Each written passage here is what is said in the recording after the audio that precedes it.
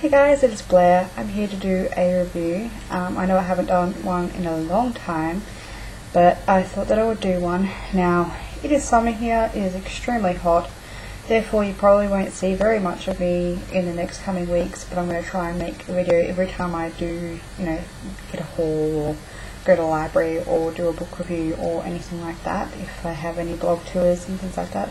So I'm going to give it my all, but I won't be in here every day because it is just way too hot. So I'm embracing the heat, and I've come to do a review for the first book that I finished in January of 2013. Now, I'm going to probably post this on both my channels, or my channel and a collaborative channel, which is Brew and Teabag, because that is mainly a cheap lit contemporary guess you could say channel. So there may be a bit of crossover here, but if you guys don't know and don't watch my Bittenbybooklust channel, I kind of didn't finish every book I wanted to last year, but I was completely fine with that, and I'm happy to spend January catching up on books that I was kind of halfway through at the end of December. So I'm not going to be pedantic and say, oh my god, I didn't read this book in 2013, therefore it can't be part of my challenge or whatever it is. That's just too much drama and too much stress. So I read it, I finished it in 2013, therefore it's in my 2013 books. So, without further ado, the book I'm reviewing is With Love at Christmas by Carol Matthews. And for those of you who do follow my channel, you may remember that I read Wrapped Up in You by Carol Matthews last year around Christmas time and loved it. With Love at Christmas is no exception. I really love this book.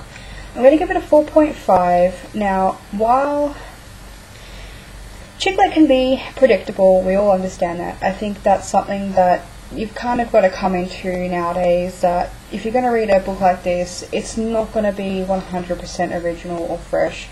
It's going to have, predictable parts in it. It's very rare that you do find a book that is not predictable, it hasn't been done before, that you haven't read about before, or at least the topics that you've read about before. I think what makes a book is not that, but the way that an author handles it. And I love Carol Matthews. I love this book so much because she handles the topic and the genre very well, superbly actually. I find that with her books, I'm really immersed in them. There's a lot of drama in them and a lot of kind of ups and downs with my emotions in a good way. I can go from being really happy to just hating everybody, or and then I'll feel like I don't want to read it because it's too like sad and depressing, and then a couple of chapters later it will be like uplifting. So I really love the kind of roller coaster you get sent on, but it's not a really bad roller coaster, it's just really realistic, and I love that about Carol Matthews, and I love that about this book. She wrote about topics that I find from my own experience and the experience of people I love and know, family and friends, that these things do happen, and the way that she wrote about them was just so great. I really fell in love with every character.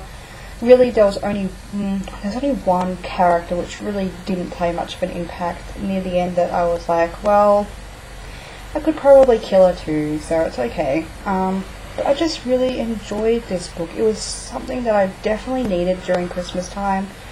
Christmas has been one of those rocky things for me in the past.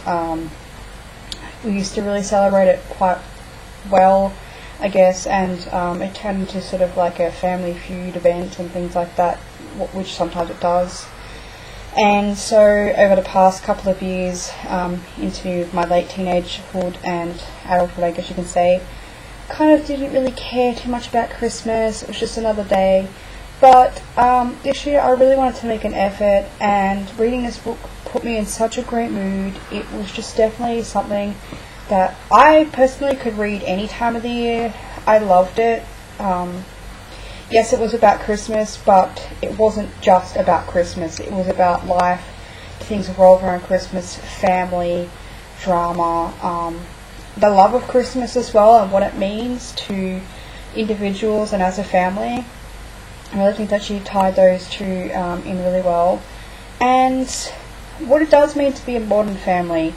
And I think that, you know, people don't really get the idea of Christmas that it is a family event, and you know, they stress and they strain and they fight and they bitch and moan and stuff like that. At the end of the day, there's not really much thanks for the effort that you go into.